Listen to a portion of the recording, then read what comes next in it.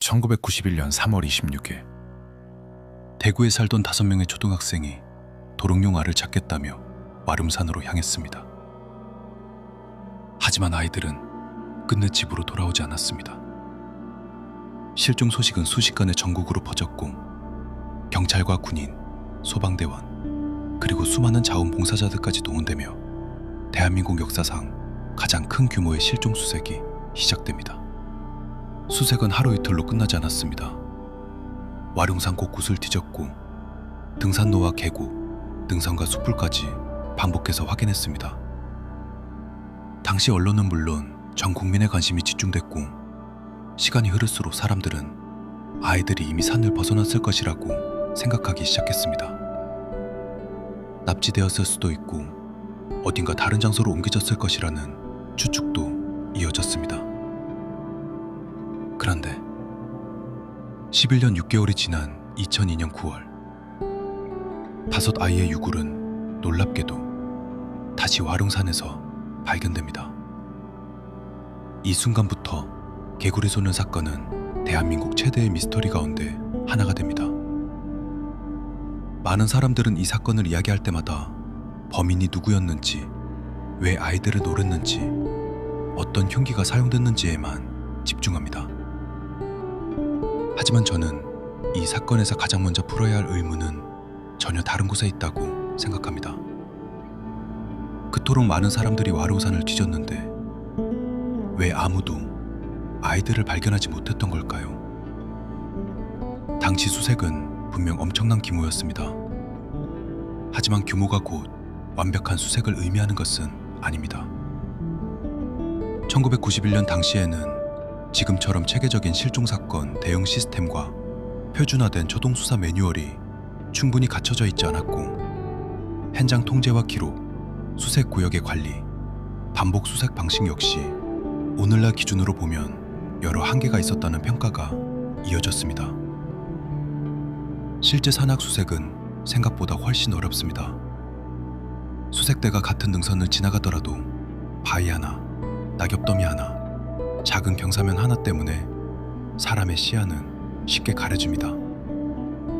넓은 산을 수많은 인원이 동시에 수색하다 보면 누가 어느 구역을 어떤 방식으로 확인했는지 완벽하게 관리하는 것 또한 현실적으로 쉽지 않습니다.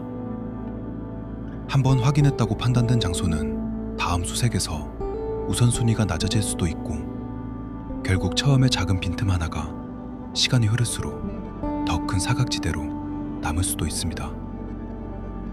바로 이런 이유 때문에 일부 전문가들은 수색은 많이 했지만 정작 가장 중요한 지점을 놓쳤을 가능성을 지금도 이야기합니다.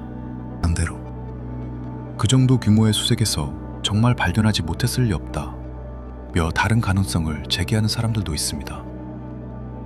하지만 어느 쪽도 결정적으로 입증되지는 않았습니다. 분명한 사실은 하나뿐입니다. 대한민국 역사상 손꼽히는 규모의 수색이 이루어졌음에도 아이들은 11년 6개월 동안 발견되지 않았습니다. 그리고 그 사실 하나만으로도 당시 수색 체계와 초동 대응에는 분명 해결되지 못한 의문과 빈틈이 남아있었다는 점을 보여줍니다.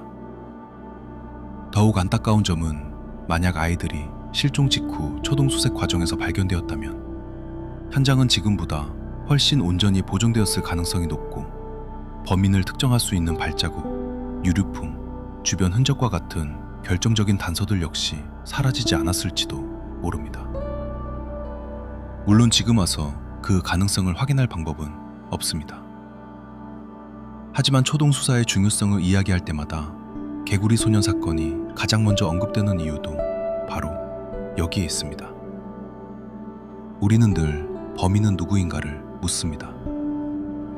하지만 어쩌면 이 사건에서 가장 먼저 답해야 할 질문은 대한민국 역사상 가장 큰 규모의 수색이 이루어진 그 산에서 5 아이는 도대체 왜 11년 6개월 동안 아무에게도 발견되지 않았던 것일까요?